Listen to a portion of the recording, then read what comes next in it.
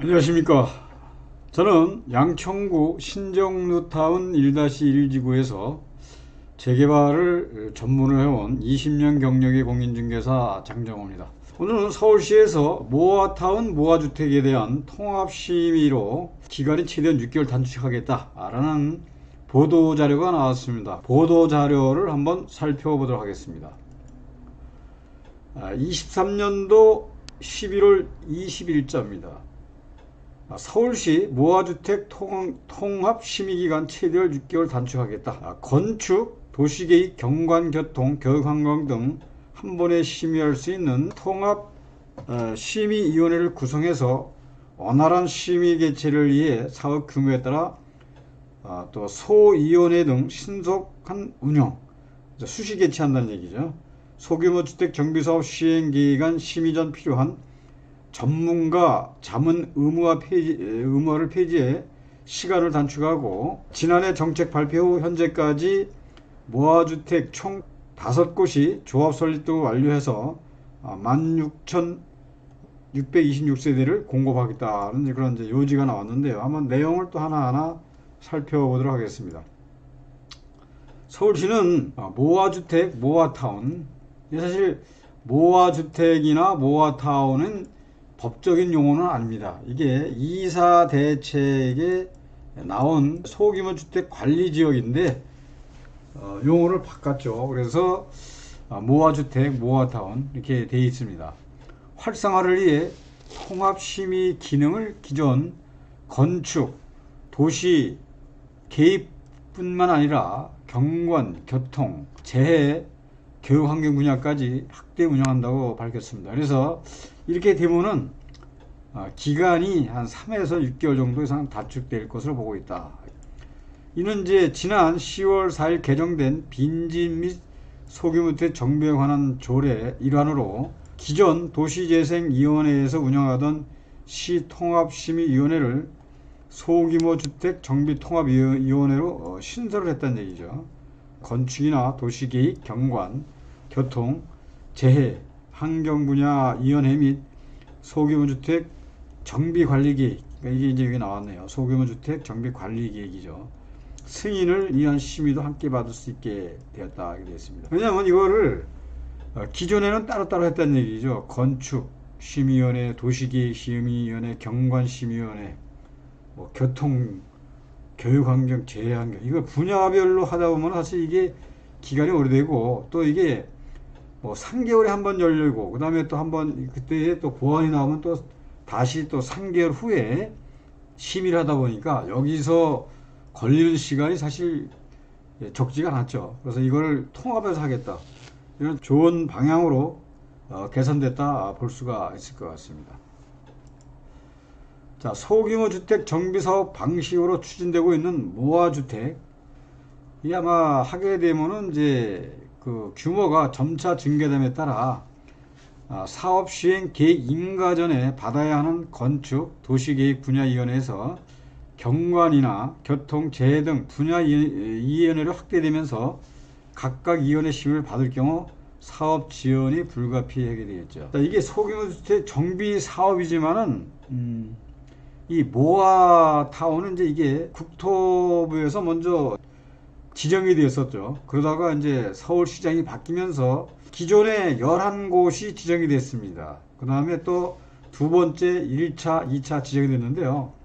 보면은 굉장히 규모가 큰 데로 크죠. 자, 이렇게 다시 말씀드리면은 이렇게 여기가 역세권입니다. 이렇게. 여기 보면은 사실 이게 굉장히 건물들이 이렇게 많이 들어서 있지 않습니까? 그러니까 이면도로 가면은 또 여기에 이렇게 노후된 지역이 또 있어요. 여기 또 물론 뭐 소규모 아파트도 있을 수가 있죠.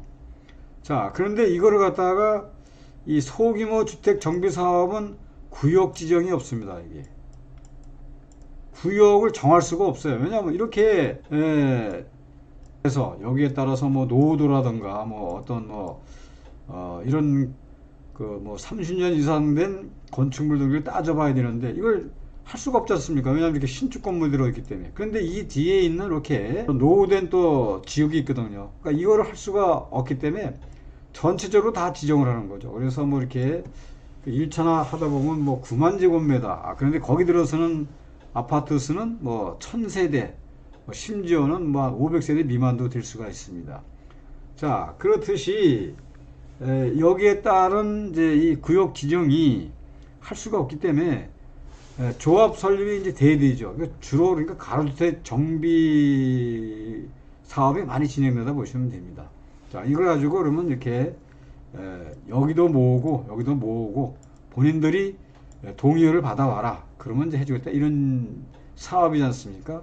그래서 이제 이런 그 완화하는 그래서 또 그것도 가로주택 정비 사업을 방식으로 이제 주로 많이 이제 무화주택이 추진하는 경우라는 게 나오죠. 그래서 가주택 요건이나 뭐 사업 면적도 10,000제곱미터 이하에서 2만으로 다 이제 해주고 용도 지역도 뭐 이제 뭐 2종 7층 이하에서 뭐 15층으로 그다음에 기반 시설 및 공동 이용 시설 조성 시 법정 상한용 용적률 완화 이런 걸 이제 적용받아서 사업 규모가 확대가 된다 이렇게 대한 얘기인데 그래서 이 모아주택, 모아타운 으로 시작하는 것은 이제 아까 같이 말씀드린 대로 크게 구면은 지정하지만 거기에 이제 이렇게 뭐 소규모 재개발도 할 수 있고 소규모 재건축도 할 수 있고 이런 방식으로 진행된다고 이해하시면 될 것 같습니다. 자, 이를 해소하기 위해 시는 건축, 도시계획, 경관, 교통재해, 교육환경을 한 번에 묶어 심의할 수 있는 소규모 주택 통합심의위원회를 이제 새로 신설했다 이런 얘기입니다. 그래서 현행에 보면 이제 도시재생위원회에서 이제 건축하고 이제 심의 분야 이렇게 했는데 이거를 이제 이렇게 경관이라든가 같이 하겠다는 얘기죠. 그래서 이거를 한 번에 해주면은 기간이 뭐 최대 6개월까지 줄어들 수 있다 보시면 되겠습니다. 자, 아울러 소규모 주택 정비사업 특성상 규모가 작은 사업장도 다수 포함되어 있어서 뭐 이제 이 경우 이제 5명에서 10명 이하의 위원회로 구성된 소위원회로 운영하여 신속하게 진행할 수 있도록 하였다 이렇게 되어 있습니다. 자, 그렇죠. 여기에 또 참석하시는 분들이 보면은 뭐 전부 다 이제 물론 관계된 거는 여기에 전문가들을 이제 초빙을 하죠. 뭐 또 이렇게 3개월에 한 번씩 이루어지다 보니까 기간이 마냥 늘어지지 않습니까 지금. 그래서 그동안에 그런 거를 이제 바꿔서 이번에 이렇게 해주겠다 이런 얘기인데 그래서 소규모 주택 심의 건수가 23년도 10월까지 총 23건이며 작년 같은 기간에 대비 2배 이상 증가했고 앞으로도 지속적으로 증가할 것으로 예측되어 심의 운영이 필요한 실정이다. 이건 이제 바로 현실을 이제 바로 본 것 같습니다.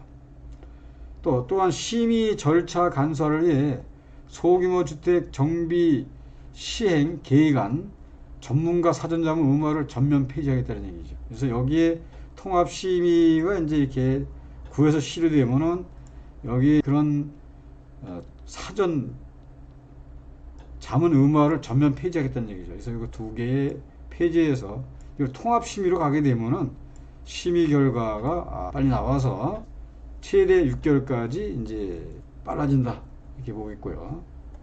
자, 그러다 보면은 이제 2019년부터 운영되어 왔으나 실효성 및 심의기간 지연 등 우려가 있어 전면 폐지하도록 하겠다.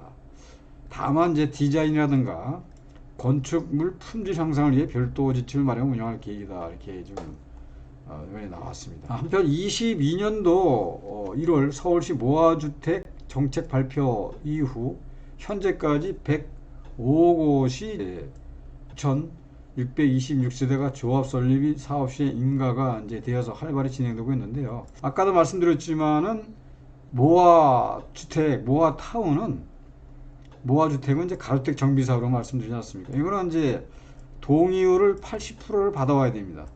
그래야 이제 그때 선을 그어주는 거거든요. 그래서 구역 지정이 없습니다.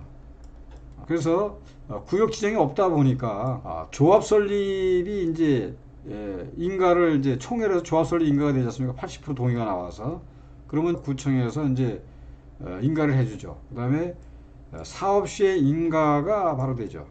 인가가 떨어지게 되면은 관리 처분이 없습니다. 관리 처분이 없다 보니까 바로 이주 철거가 되는 거죠. 그래서 사업시의 인가가 관리 처분을 같이 하기 때문에 상당히 기간이 단축된다 그럴 것입니다. 그래서 이제 이런 추세를 하려면은 26년 3만호 공급이 초과 달성하면서 보인다 이렇게 돼 있고요. 그래서 이 통합심의위원회 운영으로 모아 주택 사업의 새로운 활력을 불어넣고 26년까지 3만호 공급에 차질이 없도록 돼 있다. 여기 좀 아쉬운 게 있다 그러면은 이 권리 산정 기준일이 이게 사실 들쑥날쑥이에요. 다 틀립니다. 서울시에서 이제 시장이 바뀌면서 기존에 11곳을 지정을 했죠. 그 다음에 1차와 2차가 지정이 되어 있습니다. 근데 권리 산정일이 보면은 기존에 했던 거는 건축 허가, 신고일이 권리 산정일이에요. 그러니까 신고일, 권리 산정 기준이 됩니다. 그런데 또 1차와 2차가 이 모아타운을 지정한 곳이 세 군데가 있는데 그것이 이제 기존에 하나가 된 곳이고 그 다음에 1차와 2차가 됐습니다. 근데 2차의 권리산정 기준일은 착공신고일입니다. 그래서 건축허가 신고일하고 착공신고일하고는 또 틀리지 않습니까? 그래서 이런 거를 한번 이렇게 통합해서 이것도 같이 해줬으면 좀 헷갈리지 않을까라는 생각이 또 들고요. 그 다음에 지금은 이제 또 하나는 뭐냐면은 앞으로는 이렇게 또 1차, 2차 이렇게 모집을 안 하겠다.